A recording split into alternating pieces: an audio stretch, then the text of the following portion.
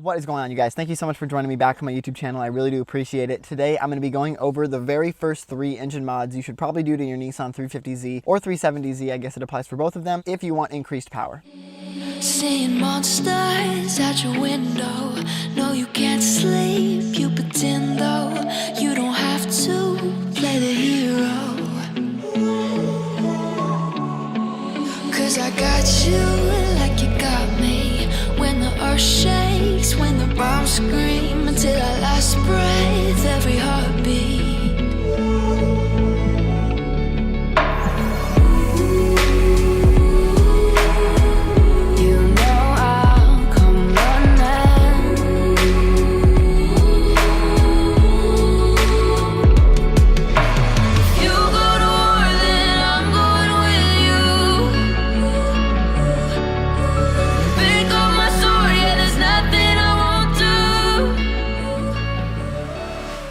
I really appreciate you coming back and joining me on my YouTube channel again. My name is Johnny. If you're new here, I make videos on my Nissan 350z as well as my Mazdamiata. I haven't actually brought the Miata onto the channel yet. It's been locked away in storage right now, but I'll be getting it out here shortly, and I'm super excited to reveal that to you guys again on the channel. So if you're interested in that type of content, please consider subscribing. We're trying to hit 1,000 subscribers by the end of quarantine, and we're seriously like 10 away. I think I checked this morning and we were at like 989 or something like that. So that's pretty awesome. Anyways, enough about me. Let's get into these 3 engine mods that you're definitely going to want to do to your 350z. I mean, the best thing is these cars are pretty quick for, you know, just being stock. And the mods we're going to talk about today, they're actually like pretty good, like as far as bang for the buck goes. And they're not going to completely like destroy reliability, like putting a turbo or something on your car. So let's get into it. The first one I wanted to talk about here is the intake plenum spacer. So as you guys know, you pop the hood, there's a manifold right there. The intake plenum spacer is basically like a 1/2-inch plenum spacer. There's aftermarket companies that make plenum spacers that hold up a little longer and actually provide more performance because they're a little taller. They let more airflow through. And yeah, so they're just more efficient basically. So I read a few forums and I wanted to break down and do all the legwork for you guys and basically come up with what I think is the best, you know, intake plenum spacer on the market today. Let's have a discussion about this in the comment section because this is basically just what I found in forums. If you know some information about other plenum spacers and you think they're better, go ahead and drop it down below. I'm super interested in this type of stuff and I'm sure a lot of people in the comment section are also interested. So the plenum spacer I found is actually the Skunk 2 intake plenum spacer.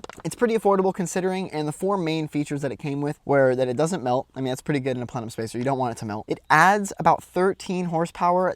It's been dyno tested a few times and they're proven to add about anywhere between 12 and 14 horsepower, which is pretty awesome. It's a 1/2-inch thick, which I do know if you do research online, you can find plenum spacers that don't come that thick. So the fact that this one's a 1/2-inch thick is actually pretty awesome. So if you've ever taken off your manifold on 350z, you'll know that the very first 2 front cylinders build up pretty badly. The intake plenum spacer being bigger and allowing more airflow actually will help clear that buildup, and the buildup won't be as bad over time, which is pretty awesome. You get a deeper motor growl. This one actually just happens to be 1/2-inch thick, which is pretty cool. I know a lot of them you can find that are smaller than that. And I feel like when it comes to a plenum spacer, you want like kind of not the most space possible, but I feel like when, you know, the more space you can get, the more, you know, the better performance you're going to have. So I'm actually editing this video right now. It's the next morning and I realized I actually found some more information. I like to do some fact checking when I'm editing this stuff just because I don't want to like give you guys the wrong information. So I wasn't actually aware of this, but I guess different plenum spacer sizes are actually more beneficial for different motors. I'm not quite sure about the HR, but the DE motor, just like the regular DE, not the rev up, the better option is going to be the 1/2-inch plenum spacer, and it's going to provide you more top end power. And then for the DE rev up, I saw that the 5/16 plenum spacer is going to be the best option for you. It's going to provide the most power across the entire power band. So I thought that was pretty important information. I thought I'd let you guys know, and yeah.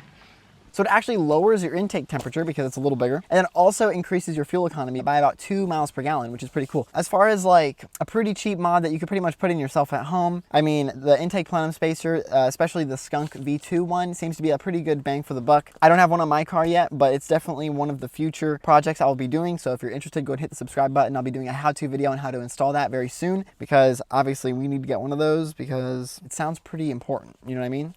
So, all right, so the second thing I wanted to talk about were actually test pipes for the 350z. You can get high flow cats. Mixed feelings. So like the plenum spacer, I did a whole bunch of research on different test pipes you can get for the Nissan 350z, and it turns out that the AAM test pipes actually have pretty good performance for the value. I know they're only about $199, and they're 2.5-inch diameter, which is pretty big. They're basically the highest flow you can get out of a test pipe. They dynoed for about 8 to 10 horsepower over stock pipes, and as well, they're stainless steel, and they also save 11 pounds. So weight reduction, more airflow, you can't really go wrong in my opinion, and plus adding 10 horsepower, that's pretty great, especially with the plenum spacer. Just those two mods alone, you're up 25 horsepower. And to be honest, they probably benefit each other. So when you have both of them, you might get a little bit more power increase. So the very last thing, I couldn't actually decide. It was a tie for me between a tune and an exhaust. So the only reason this is a tie for me is because, let's start with a tune. So when you have a tune, obviously you can tune the car for more power, you can change timing, you know, you can do all kinds of different stuff with the car when you're tuning it. The nice thing about the Nissan 350z, the VQ engine, basically it'll handle about 400 horsepower stock, which is pretty awesome. If you did want to upgrade your connecting rods and camshaft and stuff like that, you could totally run, you know, 650, 700 horsepower on this motor, which is pretty great considering I'm pretty sure that's like as much as you can run and still, you know, keep traction to the ground without just spinning in every gear. But that's basically, you know, my opinion on a tune. The other side was the exhaust side. I was reading a whole bunch of forums, and basically what people are saying is you have to know the car so well. Like, you have to be tracking the car almost every day to notice the gains from an exhaust. I mean, after you tune the car, everyone knows most exhaust gains are made after you tune the car. So are those gains from the exhaust? Are they gains from the tune? It's kind of, I guess a lot of people will say that you do gain like 5 or 6 horsepower from an exhaust. I would believe it. I would believe it. I think, you know, any type of mod where you're going to free up any type of airflow and, you know, reduce restriction inside of the engine any way possible, I think is going to help. I do think some restriction is necessary though, but that's pretty much why I couldn't decide on an exhaust or a tune. I mean, hands down, I would probably say a tune is going to be more exciting, but then again, an exhaust, if you've ever driven a stock in the Nissan 350z or a Nissan 350z with an exhaust kit on it, you know what I would do? I would take the muffler off of the 350z. It sounds pretty good with no muffler.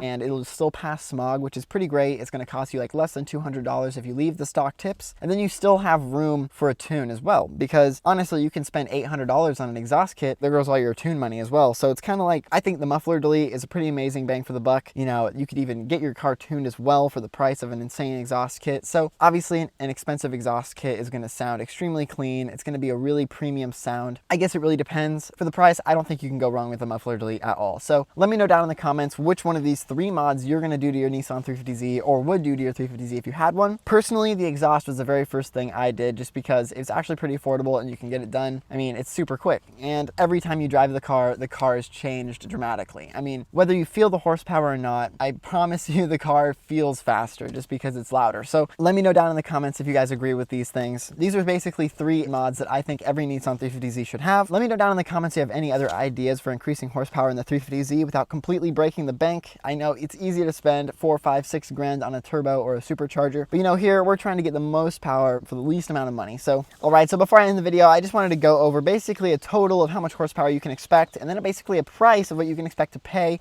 and then how much it's going to cost you per horsepower for these gains, and then you can decide if it's going to be worth it or not for you in the end. So with a 1/2 inch thick plenum spacer, let's be super generous and say you gain 13 horsepower. Let's say with AAM test pipes you gain 8 horsepower, just because that's pretty conservative, right? So right there alone you have 21 horsepower. Now let's add an exhaust and say 5 horsepower. So what is that? We're up to 26 horsepower. And then with a tune, all of this stuff is probably going to make a little bit more power with a tune if you have a good tuner. So let's just say plenum spacer, test pipes, an exhaust, and a tune. You're going to say, like, let's just say 40 horsepower at the most. Depending on who's going to tune it for you, depending on your exhaust, depending on where you get your plenum spacer and your test pipes, obviously the price is going to be different. So right here online, this skunk plenum spacer is going for $187, which I don't think is too bad at all. So right here I found a pair of AAM test pipes going for about $200. So for a plenum spacer and test pipes, we're in at about just under $400, which I think is a great deal so far. As far as the tune goes, it totally depends where you go. I know a lot of places charge roughly like $150 an hour, and a tune can take anywhere between 2 and 3 hours. So probably around $500 what you'll expect to pay, but you could always get it down probably. I would expect anywhere between $400 and $500 though. And then the last thing, the exhaust, like I said, I paid $186 for my muffler delete, which I think is a steal for how great it sounds. 187 plus 199.